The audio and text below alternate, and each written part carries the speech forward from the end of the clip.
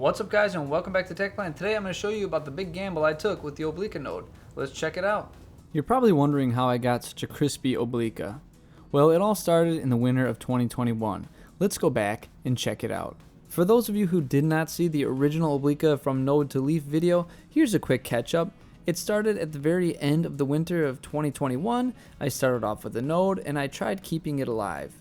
This thing took a really long time to actually start growing. I panicked many times, moved it to many different containers, and tried a lot of stuff, but in the end I think none of it actually mattered and it just took a while to actually get started. Over time the Obliqua started to push out new leaves and new growth. I kept moving it from bin to bin as it got taller and bigger, that way it wasn't resting against the wet lid because usually they kind of rot away if they're resting against the water like that, but it just kept growing and growing in these really high humidity environments. However, I can't really enjoy my plant inside these like humidity bins or these propagation bins, so I wanted to do an experiment and see if it really needed that high humidity. So that brings us to a point right past this actual video. Most of the first bits of content that you're going to see are just cell phone pictures. For whatever reason, I did not think to document the crispiness, but I do have some actual video footage as we progress in time and move along the timeline. In the first few photographs, you can tell it's still doing okay, and that's because I moved it to a much larger bin. It wasn't necessarily a propagation bin like before, but it was a bin that I kept the lid closed on, so the humidity still was rather high. It wasn't sopping wet, but it was definitely like in the 80% range, so it really didn't struggle to keep any water, and it was doing just fine in there. But again, this is a plant that I've always loved, and I really wanted to enjoy it. And it didn't seem to grow that well in these high humidity environments. It was always kind of yellowing and just didn't look very healthy. Now you're seeing post humidity bin, and when I just finally got the courage, I guess, to rip it out of the bin and just set it in the normal area where I keep most of my plants. Now this area does stay around 45% to 55% humidity, so it's not like it's super low, and it is pretty consistent. But still, it's going to be a shock to the system since everything's grown in such a high humidity environment up to this point. You can see right away that some of the older leaves are already starting to brown and crisp up, and even some of the newer leaves. This did make me start to panic, but again, there's no going back from this. I didn't want to put it back in the bin. At this point, it was either live or die because I want to either enjoy this thing or never see it again. So that brings us to the actual video footage.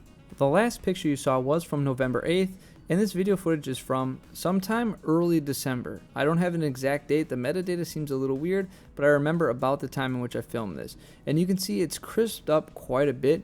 A lot of the leaves are not looking nearly as good as I thought they would, and a lot of the ones that grew in the really high humidity environments are suffering quite a lot. However, the one that did grow and sort of form in the new environment seems to be holding up, and there is some newer growth, so hopefully that makes it and this plant survives longer until that can get established, and then we should be on the right path. So moving on a little more time to see how it does, we are now at present day. This is the new year of 2022. I believe it is the 5th in which I filmed this, so let's take a look. You might be able to tell already that it did lose some more of the much lower leaves, the very early leaves, but it still has not lost the one leaf that grew and formed in the more normal environment, and there's a much newer leaf that's starting to harden off now. It's actually just about finished unfurling, so I think things are actually looking up. I'm starting to believe that Obliqua don't really need those high humidity environments that people claim in the past. I know a lot of people pretended these were super rare and super fragile, but mine survived the shock from like almost 100% humidity to only 50%, and it seems to be doing okay. I usually never take the time to show you where I'm growing things, which is probably a pretty terrible habit because it's probably helpful for you guys to see where I grow stuff, but here it is. I don't know if you can spot the Obliqua in that pile of plants, but it's sitting somewhat in the middle, and you can see it just out and about with the rest of the plants. Sometimes it's shaded by a neighbor plant, but for the most part it's just chilling. I can't really confirm it yet because it's still early on and this thing is definitely not thriving yet, but I'm starting to think that these Obliqua are not as fragile as everyone led us to believe, and that they actually are quite hardy and can survive in just normal houseplant environments. I think 50% humidity is a pretty fair humidity, and if it can do well in there, then who knows where else it can do well in. Well guys, that pretty much sums up this video. I hope you enjoyed it. It was sort of a little experiment slash gamble to get this thing out into regular humidity. I've seen horror stories of people losing theirs when they make the transition, but I think it's because I let it start in really high humidity, then I moved to that about 80% bin, and finally to the 50%. I think those three phases really helped it out. But again, we'll see how it grows as the future goes on, and I'll have more updates on this plant in the future. I hope you guys enjoyed this one, and as always, may your plants grow strong and healthy. I'll see you next time.